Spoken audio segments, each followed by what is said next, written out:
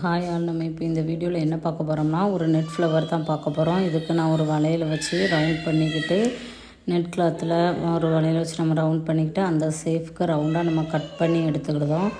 Cut பண்ணி எடுத்துகிட்டு அந்த நெட் கிளாத்தை 2ஆக ஃபோல்ட் பண்ணி அப்புறம் 4ஆக ஃபோல்ட் பண்ணோம். ஃபோல்ட் பண்ணும்போது நம்மளுக்கு இந்த சேஃப் நம்மளுக்கு கிடச்சிரும்.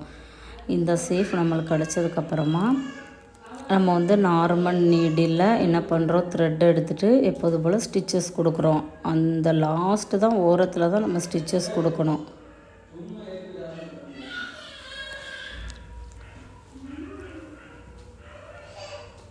பாருங்கள், நம்ம ஒரு 3 ஸ்டிச்சஸ் கொடுக்கணும். இந்த ஓரமாக ஒரு ஸ்டிச்சஸும் அந்த ஓரமாக ஒரு ஸ்டிச்சஸும் சென்டரில் ஒரு ஸ்டிச்சஸும் நம்ம கொடுக்குறோம்.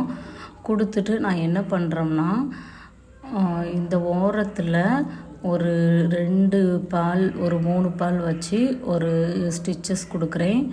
அப்படியே நம்மளுக்கு ஒரு வி சேஃபில் நம்மளுக்கு கிடச்சிருக்குல, அதை சுற்றியே நம்ம வந்து பால் வச்சு நம்ம ஸ்டிச் பண்ணுறோம்.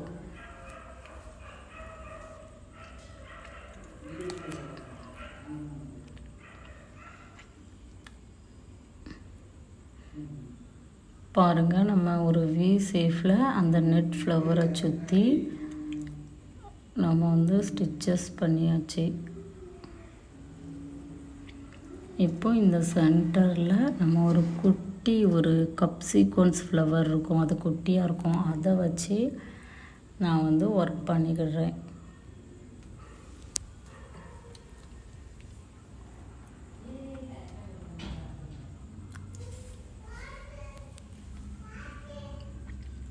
அந்த கப் சீக்வன்ஸ் ஃப்ளவரில் சென்டரில் வச்சுட்டு அதுக்கு மேலே வந்து பால் பீடை வச்சு நான் ஸ்டிச் பண்ணிடுவேன்.